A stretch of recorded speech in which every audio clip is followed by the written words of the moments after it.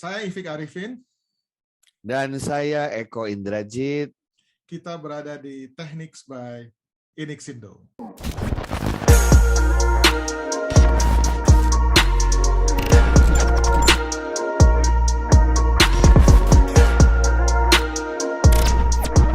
Pak Eko, apa kabar nih Pak Eko? Baik Pak Ifik, sahabatku dari Inixindo tercinta. Lamo ndak besuo, sekali besuo di situ. Iya. Ya, terakhir besuo di pagi sore. Sekarang udah waktunya lagi nih, kita pagi sore siang malam nih musik Sudah waktunya. Mantap. Gimana Pak Eko? Ini kita punya satu grup yang namanya teknologi pendidikan grup ya, dengan teman-teman kita. Pak siapa? Dr. Surono ya. Pak, luar biasa. Banyak nih, kalau dibacain satu-satu nanti ada yang nggak dibacain marah gitu ya. Dr. Sunyoto ya. Dr. Heni pasti. Heni Yusuf, ya. Pokoknya banyak lah dokter-dokter satu grup sama kita nih, satu perjuangan gitu ya. Satu perjuangan. Dan masih ada yang belum juga, yang belum jadi, ini kita dorong supaya cepat selesai, gitu ya. Amin. Kita harus saling bekerja sama. Bantu. Nah, gimana? Kita nih kali ini mau bicara soal model pembelajaran sebagai teknologi pendidikan atau TP. Orang TP kan kita senangnya dibilang orang TP gitu, orang-orang yang berorientasi ke teknologi pendidikan. Walaupun Prof. Eko sendiri dokternya kayaknya banyak banget ya, dokter. Kayaknya mau dapat lagi satu lagi nih. Kurang kerjaan memang hidup saya. Nikmat sekali ya, kerjaannya seperti ini. Itu nikmat tuh, berkah. Kalau masternya udah selesai banyak, udah ngapain lagi? Udah sekarang dokternya lagi diperbanyak ya. Banyak yang iri loh Pak Eko, banyak yang iri. Ya, ada satu kalau iri ya ambil dokter gitu aja. Oh iya. Yeah. Dan selain itu kita kan main musik juga gitu ya untuk itu. Oh dokter, jadi berpikir dokter musik nih, dokter musik ya? Itu belum ada tuh. Dokter musik ya. Dokter musik. Gitu. Kemudian kita kan teman-teman kita juga para banditos tuh, Pak Budi Raharjo, Pak Hamam Riza gitu ya. Di mana kita bisa ngambil ya? Kita bisa ngambil dokter musik di mana ya di Indonesia ya? Sekarang ini ya mesti dicari. Itu menarik tuh. Kalau perlu di luar negeri lah sebentar ya. Pakai. Boleh lah. Kita ke luar negeri sampai DO dan uangnya habis pulang. Enggak pesimis banget gitu lah. DO-nya bukan karena nggak bisa, karena duitnya habis. Prof, tapi curang Prof. Kalau keluar negeri bawa istri, ntar berdua ngamen tuh, bukannya sekolah musik malah show. Ya betul. Wah, betul. Iya, jadi pulang bawa duit banyak gitu ya. Dipajakin di sana sekarang. Dipajakin. Apalagi kalau untuk entertainment. Ya gimana? Itu balancing nggak Prof antara musik dengan kemudian belajar, itu kan otak kiri otak kanan, itu ada teorinya atau gimana? Pak Ifik kalau melihat di luar negeri itu ya, di Harvard misalnya, di Yale gitu ya, di Stanford itu faculty mereka yang salah satu faculty paling besar itu adalah Faculty of Art and Science. Art and Science, dua itu ya. Ya, ketika art meet science. Coba kita lihat definisi kita sekarang ya. Apa itu manajemen? Manajemen is the art and science of something. Jadi art sama science itu sekarang sudah menjadi bagian yang tidak terpisahkan ya, tadi yang Pak Ifik bilang, otak kiri otak kanan ya, pendekatan yang behavior dengan yang humanistik gitu ya, itu udah jadi satu. Karena hampir semua ilmu kan udah multidisiplin sekarang ya. Nah, jadi tidak hanya otak tapi rasa juga mempengaruhi gitu kan ya. Nah, musikus kan tahu kadang-kadang kan kita udah bikin pakai rumus tapi lagunya nggak laku gitu kan. Nah, berarti ada sesuatu, rasanya kurang gitu. Tapi kan musikus pakai hati Pak. Jadi dia perasaan. Penuh perasaan. Dia menggunakan matematika musik. Nah, Bahasa itu adalah matematika musik. Matematika musik. Oke, Iya. Oke, cari sekolah ya. Aku ikut nanti. Ya, Sekolah musik. kalau belajar musik matematika Anda bisa lihat karyanya Beethoven beda dengan karyanya Mozart, ya kan, beda dari karyanya Vivaldi. Mereka punya rumus-rumusnya sendiri. Oh, ini pasti Vivaldi, ini pasti Beethoven, ini pasti Ya, ada polanya ya, ada warnanya gitu. ada pasti sama, mau Panbers, The Mercy, Kus Plus, ya kan? Anda bisa lihat tuh, semua ada polanya tuh, ada modelnya. Termasuk karya Arianto tuh kan, ada model. Arianto asik, iya. Pop, ngepop ya. Ini kita temanya apa ya sebenarnya ya? Oke, kita balik ke teknologi pendidikan lagi ya. Oke. Di teknologi pendidikan tuh yang mau saya bahas sebenarnya model pembelajaran, Pak Eko. Oke. Model pembelajaran ini kan ada survei waktu itu ya yang classroom oriented, kemudian ada product oriented, dan yang terakhir system oriented. Ada 3 tuh yang besar. Nah, sekarang ini kan pandemi nih. Sebetulnya model pembelajaran yang paling cocok buat pandemi itu seperti apa, Prof? Nah, ini yang mau saya tanya. Kalau kita buka Google gitu ya, kita tulis model pembelajaran, Anda akan dihadapkan dengan ratusan model yang ada. Sebelum pandemi, ratusan model itu cuma sebagai istilahnya hypothetical study lah istilahnya ya. Jadi pemikiran orang bahwa pembelajaran itu harusnya modelnya kayak begini untuk situasi seperti ini. Wah, ada seratusan lebih itu. Nah, begitu pandemi terjadi, orang melihat ada beberapa yang punya relevansi dengan konteksnya pandemi. Sebagai contoh. Ya. Ya paling sederhana, nggak usah orang jenius mikir. Ya kita kan pasti tiba-tiba sekarang belajar distance education, ya nggak? Udah pasti learning at a distance. Jarak jauh. Ya kan? Jarak jauh udah pasti. Jadi kalau dilihat model apa yang pas pada saat environment-nya adalah pembelajaran jarak jauh, salah satu yang cocok itu adalah yang namanya flip classroom. Flip classroom. Ya, kelas yang terbalik. Jadi dulu kita itu kan kalau sekolah normal itu belajar di sekolah, ngerjain PR di rumah, betul ya?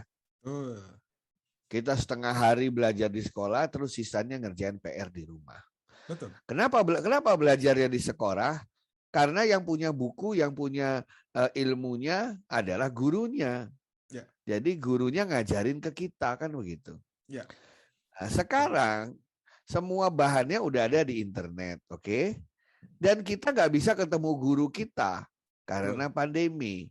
Jadi dibalik aja, belajar sendiri di rumah, nanti sesekali ketemu di Zoom untuk mendalami, untuk latihan, untuk tanya jawab. Nah, itu kan kelasnya dibalik modelnya. Jadi belajarnya dulu sendiri, baru ketika bertemu berdiskusi, mendalami dan lain sebagainya. Jadi dibalik flip classroom. Iya, soalnya kalau nggak flip classroom, apa yang dialami sekarang? Tetap aja di Zoom dari jam 8 sampai jam 1 siang. Apa nggak pedih mata itu? Capek. Emang efektif bagi anak-anak sekarang? Nggak ada, itu kesalahan sekolah sekarang. Dan begitu begitu learning at a distance, dia pakai model konvensional. Nggak efektif. Gurunya boleh bilang berbusa-busa kayak apapun, siswanya tidak banyak yang mendengarkan. Itu pengalaman saya melihat dari anak-anak itu semua. That's true ya. Nah, itu yang pertama. Terus model yang kedua yang mulai disenangi anak-anak muda juga itu kan model gamification ya. Gamification. Ada 2 tuh, ada games based learning sama gamification. Nah, ini yang gamification. Ya, kalau game based itu termasuk serious game segala. Gamification itu begini. Orang kan bertanya-tanya, kenapa anak-anak kalau belajar males, tapi kalau main game itu ketagihan. Oh, tagihan, ya. Padahal kan padahal kita kan pengen anak-anak tuh addicted to learn, ya kan? Ya. Nah, akhirnya gampang aja kita lihat di game itu ada apa sih? Apa yang membuat anak-anak ketagihan di game? Ternyata yang membuat ketagihan di game itu ada levelingnya kecil-kecil. Ya kan? Leveling. Level main game apapun Pak Ifik pasti level 1 lewat ya kan? Iya. Pasti senang masuk ke level 2. Senang masuk Lebih level 3. semangat. Kita senang, iya. Ya, Nanti begitu level 21, 22 mulai sulit kan? mulai bingung. Tapi kita merasa senang. Kita merasa ada achievement yang kita capai. Kan dulu kita diajarkan waktu di TP kan, salah satu prinsip pembelajaran kasih yang kecil-kecil dulu, lama-lama makin meningkat kesulitannya. Benar ya? Nah, tapi banyak guru yang di awal-awalnya langsung kasih soal susah. Akhirnya anak-anak yang nggak bisa jawab, wah kelas ini bukan untuk saya. Wah, itu benar itu. Terutama ini loh, Prof, yang terkait dengan akreditasi abad ke-21, computational thinking segala macam. Banyak yang salah kaprah. Yang dimaksud dengan computational thinking itu langsung memberikan hal-hal yang kompleks gitu. Nah itu tidak lari, muridnya lari. Langsung lari, betul. Cari yang sederhana dulu, begitu kan? Lama-lama makin sulit. Jadi pertama dia merasa ada sense of achievement. Oke. Kedua, setiap levelnya berhasil dilewati, dia dapat pujian dari gamenya, benar nggak? Congratulations, you just saved the world, gitu kan? Congratulations, our kingdom thanks you, ya nggak? Saya tanya, seberapa sering guru dan orang tua memberikan pujian untuk hasil yang sederhana? Ya toh? Jangankan anak kecil, orang dewasa aja senang dipuji kok Pak Ifik. Betul. Nah, tapi banyak guru yang, aduh ini saya udah ngajar 30 tahun, 40 tahun, mulai hal yang sederhana dipuji lagi, rasanya aneh gitu. Padahal yang dibutuhkan oleh kita tuh motivasi dapat ketika kita didapat pujian. Bahasa TP-nya tuh kalau di luar negeri itu praise, kita praise the student. Praise, ya. Oke. Ya, dihargai, itu. Dihargai. Game kan memberikan itu.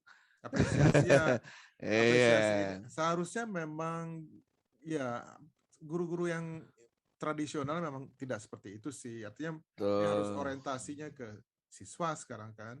Betul. Yang ketiga, komponen gamenya apa? Tujuannya jelas game itu. Ada game yang tujuannya adalah ngelawan semua musuh sampai kita juara 1. Ada yang game ujungnya nyari-nyari sampai dapat harta terpendam. Ya kan? Ada gamenya supaya mendapat teman sebanyak-banyaknya. Tapi ketika kita main game di hari pertama, kita sudah tahu ujungnya yang akan kita kejar. Tapi kalau kita belajar banyak pertemuan pertama, nggak dikasih tahu apa-apa, nanti pertemuan 14-nya saya harus bisa apa? Objektifnya apa? Iya, apa objektif? Jadi kita nggak semangat buat apa? Jadi bahasa gitu kan, TP-nya itu yang itu tuh, Prof. Tujuan instruksional khusus gitu ya. Saya yakin misalnya Pak Ifik masuk ke kelas saya bilang, Pak Ifik, dalam 8 hari Bapak akan bisa menghipnotis orang. Pasti tertarik kan? Yakin. Ya di hari pertama udah tertarik, gak mau dia kehilangan kelas. Nah, komponen-komponen yang membuat anak-anak ketagihan itu dibawa ke dalam ruang kelas.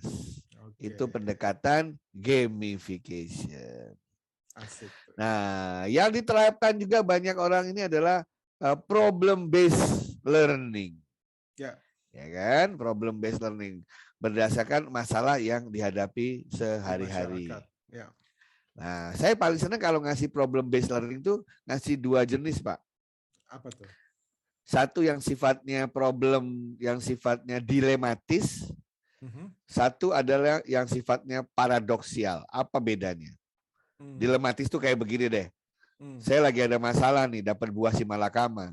Dimakan bapak mati, nggak dimakan ibu mati. Saya mesti ngapain? Kan gitu kan? Yang penting dimakan dulu buahnya. Nah, menurut saya kalau kita dapat buah si malakama, dimakan bapak mati, nggak dimakan ibu mati, ya kita jual biar orang lain yang mati, kita dapat uang. Itu namanya orang lain yang dapat uang kita ya. Iya, itu namanya hal-hal yang dilematis itu biasanya memicu otak kita. Bekerja, ya. Atau yang sifatnya paradoks. Sifatnya paradoks itu gini. Pak Ifik pengen harga beras mahal apa murah? Murah. Berarti Pak Ifik tidak membela petani. Oke. Bela diri sendiri. Karena iya, karena kalau harga beras murah, kita beli dari petani murah, petani kita tidak pernah kaya raya.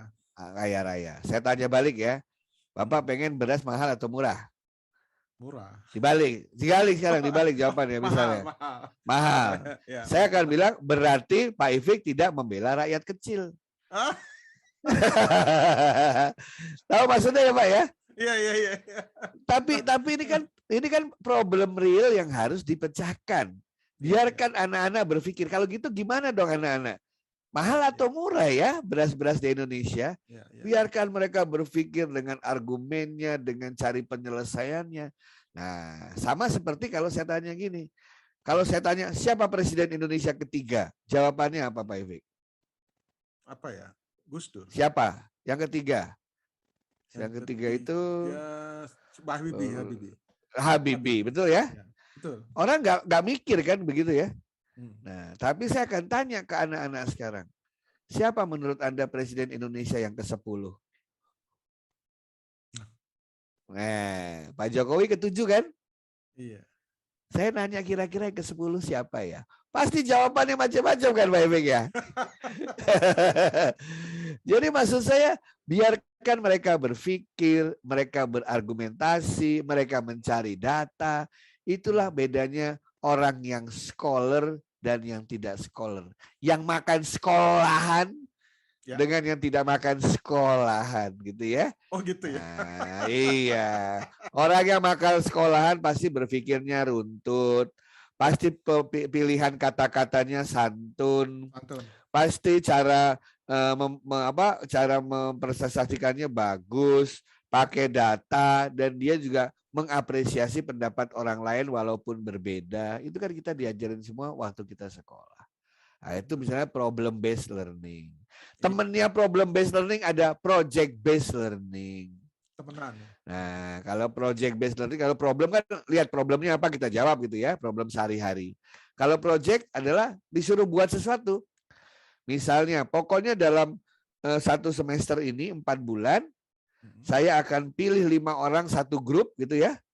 Terus semua dapat waktu 4 bulan untuk mengarang lagu yang di dalamnya ada kata Indonesia, terima kasih, indah, dan Tuhan. Udah silakan bikin lagu apapun 4 bulan nanti dinyanyikan. Mau dikompos, mau di apa silakan. Nggak mungkin mereka tidak kerja sama kan Pak Ifik? Nah, hal-hal semacam itu. Jadi kolaborasinya bukan tujuan, tetapi jalan mencapai tujuan. Nah, gitu bro. Itu anak-anak senang di rumah, jadinya asik anak-anak di rumah ya kan? Project, gitu. Ya, project based. Itu project based learning. Ada lagi inquiry based learning. Nah, ini apa lagi? Inquiry based learning itu paling gampang adalah selalu dipertanyakan why sampai nemu ujungnya. Kenapa? Ada guru yang marah loh, Prof, kalau kita tanya, ini kenapa Pak? Ini kenapa? Kebanyakan nanya kata dia bilang gitu. Nah, balikin lagi. Kenapa Ibu gampang marah gitu kan? Saya kasih contoh gini Pak ya misalnya.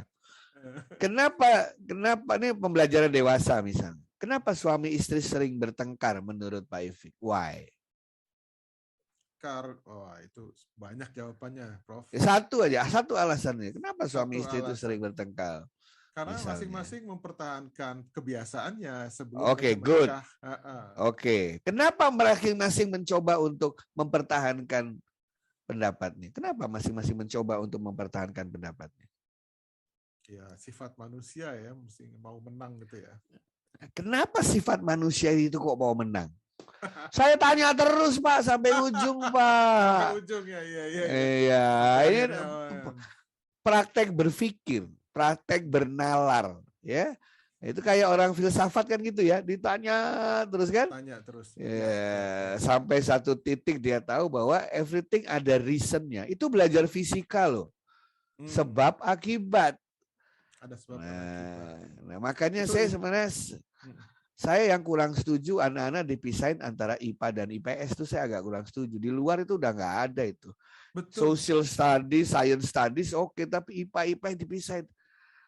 Pak, menurut Pak Ifik misalnya, selama ini di Indonesia siapa yang bisa, kalau kita ngomong ilmu pertambangan gitu ya, ya ilmu, menurut orang-orang Indonesia tuh IPA atau IPS sih selama ini pertambangan itu, nyari tambang sampai bisa ngambil tambangnya itu, nggak tahu.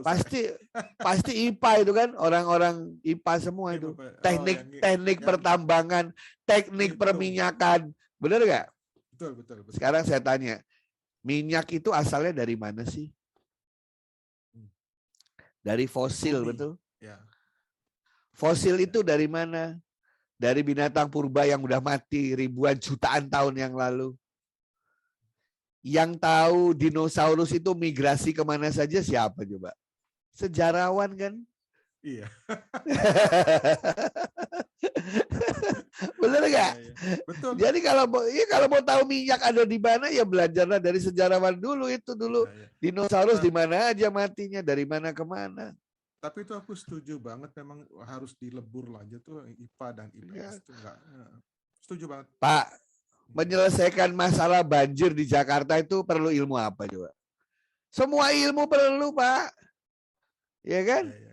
Tanya masalah banjir, iya. Masalah banjir satu, orang fisika fluida, air dari atas turun ke bawah. Iya. Ilmu pemerintahan untuk tata kotanya, bener nggak? Planologi untuk membuat desain urbannya. Perkotaan, ya. Perkotaan. Terus kita bicara mengenai sosiologi supaya orang nggak buang sampah sembarangan. Ya. Ya kan? Psikologi, komunikasi, marketing. Itu kan ada semua. Segala macam ilmu. Iya. Multidisiplin semua. Makanya di luar itu dari kecil anak-anak sudah tematik. Yang penting mereka melihat satu persoalan, menyelesaikannya dengan menggunakan ilmu-ilmu yang sesuai. Dan itu pasti multidimensi. Ya. Gitu. Jadi kita balik. Dalam pandemi ini, dengan melihat anak-anak tidak bisa datang ke sekolah, guru tidak bisa datang ke sekolah, dan kita cuma punya alat komunikasi dalam bentuk WA, Zoom, telekonferensi, atau telepon. Model pembelajaran apa yang cocok, yang membuat anak-anak tidak bosan dan mereka tertarik. Ingat, fokusnya ada di peserta didik. Bukan untuk ketuntasan materi, itu selalu yang dilakukan oleh guru-guru. Guru pengen ngabisin bahan, dia ngomong sepanjang waktu, pokoknya bahan saya habis, kalau nggak bisa yang salah anaknya, benar nggak Pak? Betul. Padahal guru yang bagus itu, dia kasih tahu saja sedikit, anaknya langsung belajar sendiri dengan sukacita. Mungkin nggak? Saya tanya Pak Ifik, waktu dulu kita baca buku atau nonton film, pasti 5 menit pertama penting ya nggak di film itu ya? Ya. 5 menit pertama kayaknya asik, saya terusin itu film, bener nggak? Betul. Baca buku 5 halaman, 3 halaman pertama itu asik, tanpa disuruh saya habisin itu, betul ya? Betul.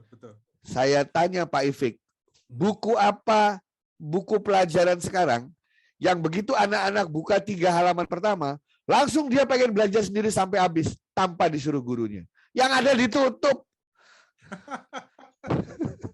Bener nggak? Bener. Masih ingat Pak Ifik dulu kita diajarkan oleh salah satu guru kita, dia mengatakan bahwa distance education tidak akan jalan kalau kita tidak membuat self-instructional materials. Belajar mandiri. Bahan pembelajaran mandiri. Nah, nggak mungkin karena sewaktu-waktu distance education bisa terjadi, internet bisa mati, lampu bisa mati, guru bisa sakit, pembelajaran harus terus ada. Itu gunanya self-instructional. Tapi banyak guru bilang begini, nggak mungkin ada buku yang kayak begitu yang membuat anak-anak ketagihan. Saya bilang nanti dulu. Waktu saya kecil ada majalah namanya Bobo Kuncung Kawanku. Kuncung, ya. Seminggu sekali kita menunggu buku itu. Dan ketika buku itu datang, belum sampai tidur malam, sudah habis saya baca sampai terakhir. Ya. Betul kan, Pak? Persis, betul. Itu buku pelajaran, itu Kita activity tunggu. books. Iya. Gitu. Ada lagi yang kayak lain, ada buku pramuka yang namanya SKU, syarat kecakapan umum. Buku saku itu di dalamnya kompetensi apa saja. Kalau itu sudah ditandatanganin kakak pembina semua, saya bisa naik jenjang. Saya nggak nunggu orang lain. Saya belajar sendiri supaya bisa cepat-cepat naik ke penggalang penegak. Bener nggak Pak Ibik? Nah, jadi ada caranya, kita aja yang tidak mau open mind begitu. Iya. Setuju. Jadi banyak jalan sebetulnya ya untuk banyak jalan pandemi ini secara lebih baik ya, terutama dalam kaitannya dengan pembelajaran gitu. Betul. Ada lagi yang authentic learning katanya. Learning yang otentik. Apa itu, Pak? Orang paling susah ngajarin apa sih katanya pandemi ini? Ngajarin karakter, bener nggak? Iya. Menurut saya justru paling gampang karakter itu. Kok bisa? Tahu gimana caranya? Nah. Setiap hari Jumat, karena mungkin pelajarannya hari Jumat ya. Oke. Setiap hari Jumat, pembantu rumah tangga suruh istirahat. Anda yang melakukan pekerjaan yang bersangkutan. Apa yang dipelajari anak-anak dari situ? Ngepel ya, nyuci. Dia merasakan sulitnya bekerja kan ya? Iya. Iya, biarkan pembantu yang selama ini mempersiapkan hidupnya gantian istirahat. Oke. Ada lagi contoh yang saya lakukan di kampus saya. Seminggu sekali, setiap mahasiswa harus membuat kebaikan kecil kepada orang yang tidak dikenal. Kemudian tulis peristiwa itu di blog. Udah itu. Saya nggak ngajarin Pancasila. Saya nggak ngajarin Pancasila. Dan saya lihat ceritanya, waduh luar biasa. Ada yang hari itu dia menggantikan tukang parkir 4 jam. Jadi tukang parkirnya suruh duduk, dia yang parkirin mobil. Uangnya untuk si tukang parkir itu.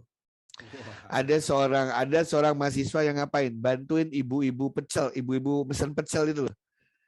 Dia gantiin ngasih kembalian sama nerima uang. Setengah hari penuh.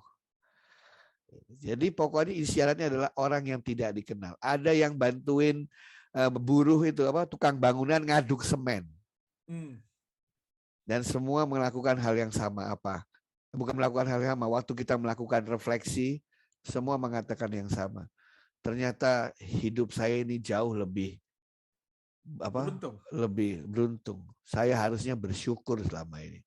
Betul. Orang tuanya banyak yang bingung, tiba-tiba anaknya jadi lebih sopan katanya. Saya nggak ngajarin karakter, Pak.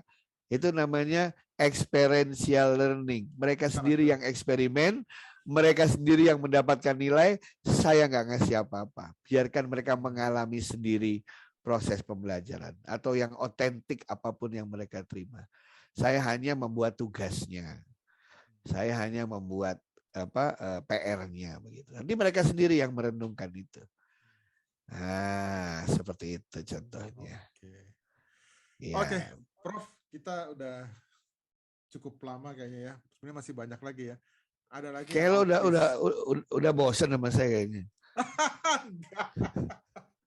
Kayaknya kalau tamunya dibatasi 30 ini kan waktu oleh kirain kalau kayaknya yang cewek lebih lama kalau itu tamunya cewek. nyanyi. Siapa Efek? Kita bikin ini yuk sama teman-teman juga rame-rame gitu ya. Boleh Pak Efek. Biar terjadi inilah saling memberi ilmu lah gitu ya. Prof. Ya, jadi, boleh monggo. Saling berbagi. Iya. Teman kita sakti gitu kan. Oh sakti semua. Sakti. Kalau nggak sakti kita nggak selesai ya. Itu dia. Ternyata mengasihkan ya belajar ilmu pendidikan. Asik. Ya. Wah enak banget. Jadi dan anehnya saya kan udah puluhan tahun ngajar juga ya. Tapi baru sadar gitu setelah belajar gitu, sadar rupanya ada Jangan kan teorinya. jangan Pak Ifik, saya juga belajar gitu kan. Begitu, oh begitu ya. Lebih menghormati manusia kita jadi kan. Iya. Jadi lebih memahami anak. Itu benar. Tapi memang kita selama ini sering melupakan teori. Sekarang gini loh, Pak Eko, di pelatihan-pelatihan ya, banyak orang-orang yang kalau dia udah bisa, dia akan jadi pelatih, jadi guru. Itu kan nggak benar sebetulnya. Iya, nggak benar ya. Nggak benar. Jadi mungkin temporer kalau nggak ada siapa-siapa lagi, oke. Tapi kebanyakan orang yang mengajar karena dia kebetulan bisa, itu sebetulnya baru satu bagian dari apa yang diajar di pedagogi kita ini kan. Iya, betul. Jadi memang ya itulah, tambah banyak pelatih ya, tambah sadar gitu. Pelatih itu banyak saya tanya juga. Kita boleh mengklaim bahwa kita sudah mengajarkan semua dengan baik. Tapi at the end of the day, yang tahu mereka mendapatkan sesuatu apa tidak, kan peserta didiknya, bukan kita. Iya. Kalau dia bilang saya nggak dapat apa-apa, ya sudah, itulah yang benar, dia nggak dapat apa-apa. Jadi setuju banget. Jadi yang dapat apa-apanya itu yang harus disadari oleh si gurunya dulu ya. Jadi kamu sama saya selama 3 jam ini mau dapat apa gitu kan? Betul.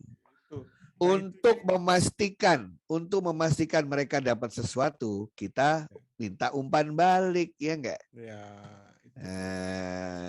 Kita minta umpan baliknya terakhir begitu bubar udah kelasnya. Isinya ketidakpuasan gitu ya. Padahal setiap kali ketemu kan kita bisa umpan balik gitu kan ya. Anytime sebetulnya. Dan dari behavior juga udah tahu gitu ya. Kayak orang pacaran ya. Kita pacaran kan takut banget pacar kita pergi ke orang lain, nggak sama kita lagi kan. Kan selalu kita minta umpan balik. Ya, gimana kamu sayang nggak sih sama aku? Kamu gimana? Gitu. Kita ketakutan kalau sampai mereka tidak lagi suka sama kita. Setiap ketemu kita tanya dikit-dikit, ya sama. Kita pacaran sama peserta didik. Kalau nggak game over. Nah, gitu teman-teman. Sip. Oke deh. Semoga Pak Ifik, nanti kalau sekali lagi ketemu, saya pengen sharing mengenai satu hal. Apa itu? Bagaimana menjalin engagement dalam online. Nah, kita cari jadwalnya ya, Prof ya. Ya, sip. Ditunggu ya. Kita selesai hari ini, kita salam kompeten bersama-sama ya. Salam kompeten ya. 1, 2, 3. Salam kompeten.